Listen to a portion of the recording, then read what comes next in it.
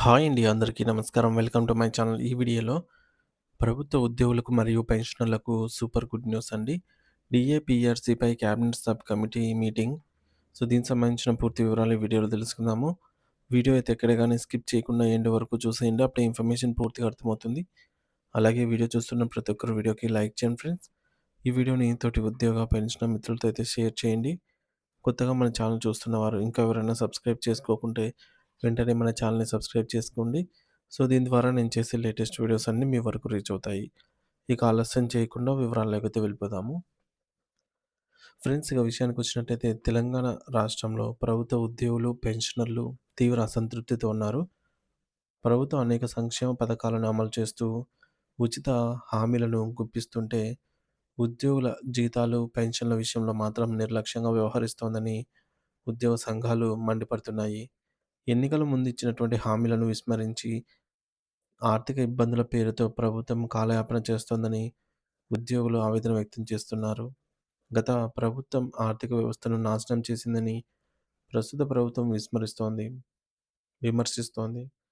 ఇలా ఒకరిపై ఒకరు నిందలు వేసుకుంటూ ప్రభుత్వాలు తప్పించుకుంటున్నాయి. మరి ఈ క్రమంలో ఉద్యోగులు, పెన్షనర్లు, ఉపాధ్యాయులు ఆర్థికంగా నష్టపోతున్నారు. జీతాలు పెంచకపోవడంతో తీవ్ర అసంతృప్తితో కొట్టుమిట్టాడుతున్నారు. దేశంలోని ఇతర రాష్ట్రాలతో పోలిస్తే తెలంగాణలో పెండింగ్‌లో ఉన్న డీఏల సంఖ్య అత్యధికంగా ఉండటం గమనార్హం. చిన్న రాష్ట్రాలు సైతం ఎప్పటికప్పుడు డీఏలను విడుదల చేస్తుంటే తెలంగాణ ప్రభుత్వం మాత్రం ఉద్యోగులను పట్టించుకోవటం లేదని విమర్శలు వెల్లువెత్తుతున్నాయి. ఇకపోతే భారతదేశంలో వివిధ రాష్ట్రాల్లో పెండింగ్‌లో ఉన్న డీఏల వివరాలను పరిశీలిస్తే తెలంగాణ రాష్ట్రం మొదటి స్థానంలో ఉండటం విచారకరం. కర్ణాటక, కేరళ, గుజరాత్, మహారాష్ట్ర, మధ్యప్రదేశ్, జమ్మూ కాశ్మీర్ వంటి రాష్ట్రాలు డీఏలను ఎప్పటికప్పుడు విడుదల చేస్తున్నాయి.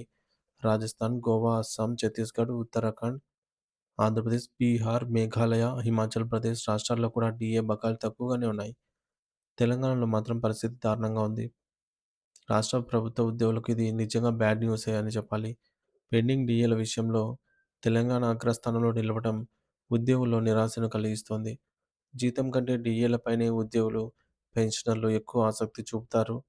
ప్రతి 6 నెలలకు ఒకసారి పెరగాల్సినటువంటి డీఏలు పెరగకపోతే ఉద్యోగులు ఆర్థికంగా నష్టపోతారు.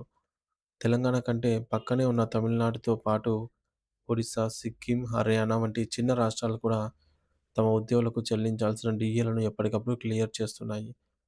కేంద్ర ప్రభుత్వం కూడా 8వ వేతన సంఘానికి సిఫార్సులు చేసేందుకు సిద్ధమవుతోంది. కేంద్ర ప్రభుత్వ ఉద్యోగులకు డీఏ బకాయిలు లేకపోగా సకాలంలో పీఆర్సీని కూడా అమలు చేస్తున్నారు. పక్కనే ఉన్న కర్ణాటక, కేరళ, గుజరాత్, మహారాష్ట్ర, జమ్మూ కాశ్మీర్, రాజస్థాన్, గోవా, అస్సాం, ఛత్తీస్‌గఢ్ వంటి రాష్ట్రాలు తమ ఉద్యోగులకు ఒక డీఏ మాత్రమే బకాయి ఉన్నాయి. అప్పుల్లో కూరుకుపోయిన ఆంధ్రప్రదేశ్ కూడా 2 డీఏలను మాత్రమే పెండింగ్‌లో ఉంచింది. ఎన్డీఏ పాలిత బీహార్‌లో కూడా ఉద్యోగులకు 2 డీఏలు మాత్రమే బకాయి ఉన్నాయి. ఈ ఈశాన్య రాష్ట్రమైనటువంటి మేఘాలయ ప్రభుత్వం తమ ఉద్యోగులకు 3 డీఏలు బాకీ ఉండగా వాటిని త్వరలో క్లియర్ చేసేందుకు చర్యలు తీసుకుంటోంది. ఇక అప్పుల కుప్పగా మారిన హిమాచల్ ప్రదేశ్‌లో కూడా ఒక డీఏ మాత్రమే పెండింగ్‌లో ఉంది. కానీ తెలంగాణలో మాత్రం పరిస్థితి భిన్నంగా ఉంది.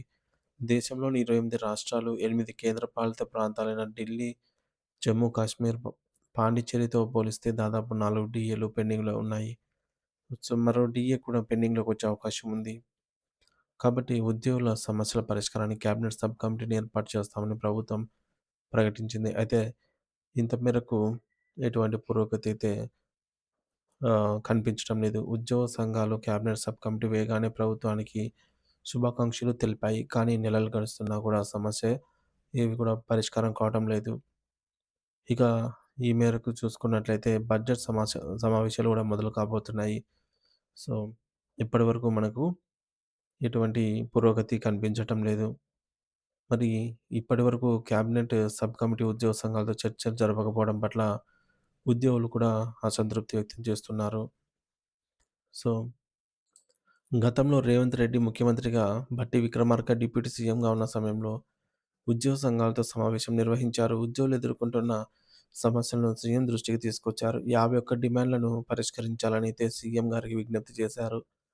ముఖ్యంగా పెండింగ్‌లో ఉన్న డీఏలను ప్రకటించడం, జీవో నంబర్ 317 అలాగే పీఆర్సీ నివేదిక తెప్పించుకొని ఫిట్‌మెంట్ ప్రకటించడం, సీపీఎస్ రద్దు చేయడం, ఓపీఎస్ పునరుద్ధరించడం, అన్నీ పెండింగ్ బిల్లులను విడుదల చేయడం, హెచ్ఆర్ఏను పటిష్టంగా అమలు చేయడం వంటి సమస్యలను వివరించారు. ఆర్థికపరమైన సమస్యల కోసం ఆహ్, మంత్రి ఉపసంఘాన్ని నియమిస్తున్నట్టు కూడా అప్పుడే ప్రకటించారు.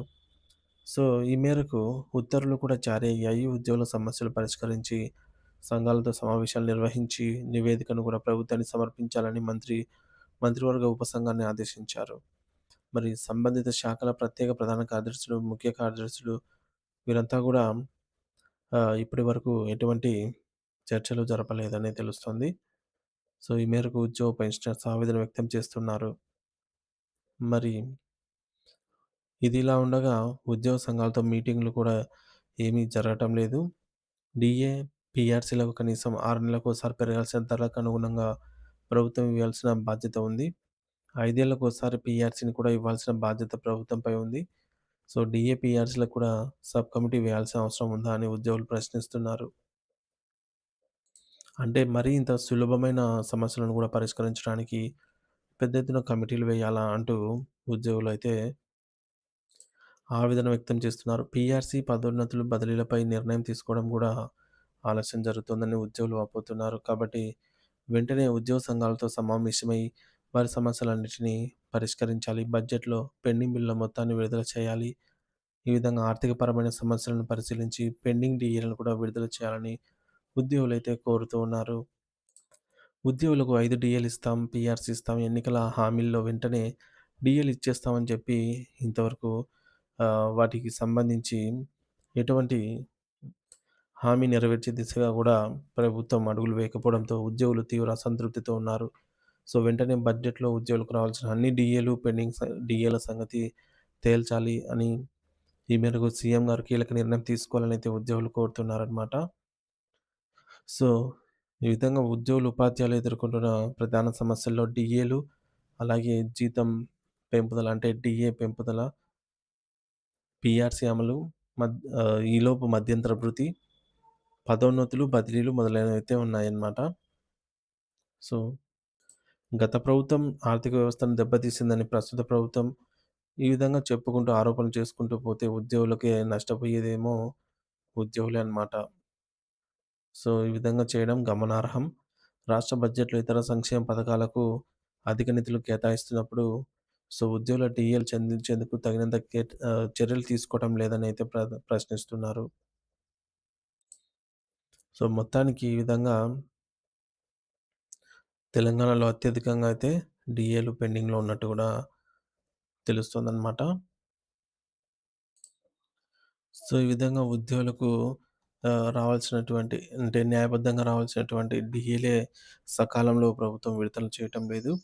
ఒకవైపు పీఆర్సీ నివేదిక సిద్ధమైనా సరే, ఇంకా దీనికి సంబంధించి పీఆర్సీని ఇంప్లిమెంట్ చేయటం లేదు. ఫిట్‌మెంట్ ప్రకటించడం లేదనైతే ఉద్యోగ పెన్షనర్స్ ఆవేదన వ్యక్తం చేస్తున్నారు. ఉద్యోగ సంఘాలంతా గూడా. సో, మొత్తానికి ఉద్యోగులకు రావాల్సినటువంటి డీఏలు ఈ ఈ యొక్క బడ్జెట్ సమావేశంలో అయినా సో, ఉద్యోగులకు సంబంధించి కొంత నిధులు కేటాయించి, ఈ సమస్యలను త్వరితగతిన పూర్తిగా తీర్చాలి అని జెప్పేసి ఉద్యోగ పెన్షనర్స్ అయితే ఆశిస్తూ ఉన్నారు. సో, మొత్తంగా చూసుకున్నట్లయితే ఉద్యోగుల యొక్క ప్రధాన డిమాండ్స్ చూసుకున్నట్లయితే 51 డిమాండ్‌లను పరిష్కరించాల్సిందిగా ఇదివరకే కోరటం జరిగింది. సో, ఇందులో ఆర్థిక మరియు ఆర్థికేతర అంశాలున్నాయి. కాబట్టి ప్రభుత్వం తక్షణమే తీసుకోవాల్సిన చర్యలేంటంటే పెండింగ్ డీఏలను తక్షణమే విడుదల చేయాలి. పీఆర్సీ అమలు చేయాలి. సో, 5 ఏళ్లకోసారి పీఆర్సీని అమలు చేయాల్సిన బాధ్యత ప్రభుత్వం నిర్వర్తించాలి. ఉద్యోగ సంఘాలతో చర్చలు జరపడము, సమస్యలు పరిష్కరించాలి. బడ్జెట్‌లో తగినంత నిధులు కేటాయింపు చేయాలి.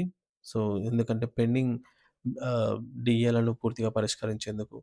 సో, ఈ విధంగా తెలంగాణ ప్రభుత్వం ఉద్యోగుల పెన్షన్‌లను నిర్లక్ష్యం చేస్తూ వారిపై ఆర్థిక ఒత్తిడిని పెంచకూడదు. బడ్జెట్‌లో తగిన నిధులు కేటాయించి ఉద్యోగుల హక్కులను పరిరక్షించాలి. సో, సమస్యల పరిష్కారం కోసం ఉద్యోగ సంఘాలు మరింత కఠినంగా ఆందోళన చేపట్టాల్సిన అవసరం అయితే ఏర్పడినట్టు తెలుస్తోంది. సో, ఇది ఫ్రెండ్స్ ఇప్పటివరకు ఉన్న తాజా సమాచారము.